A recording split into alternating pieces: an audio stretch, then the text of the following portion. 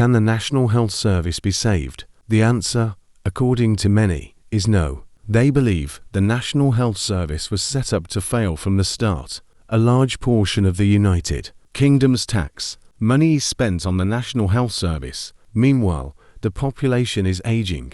There are fewer people of working age paying into the system, and more elderly people drawing from it. People are now living well into their 90s and beyond, placing a growing burden on healthcare resources. Some critics point to immigration as a major factor in the National Health Service's decline. They argue that certain communities, particularly among British Pakistani Muslims, place a disproportionate strain on the system. One of the most controversial claims involves the high rate of cousin marriage, also known as consanguineous marriage within some of these communities. Public health studies have shown that children born from first cousin unions have a higher risk of genetic disorders and congenital conditions. Critics argue that this leads to significantly higher healthcare costs per child, requiring long-term medical care, specialized treatment, and increased use of National Health Service resources. In addition, they point out that translation services for non-English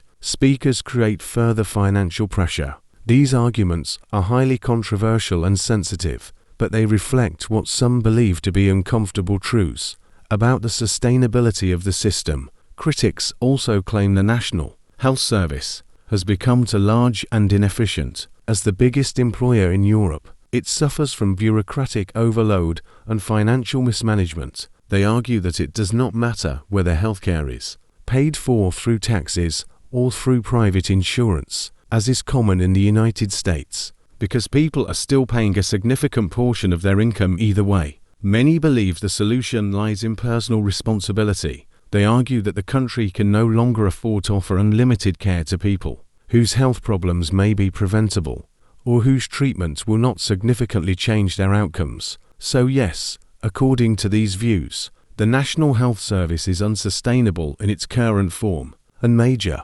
possibly severe, changes will be necessary if it is to survive. Please like and subscribe, and if you have anything to add, feel free to leave a comment below.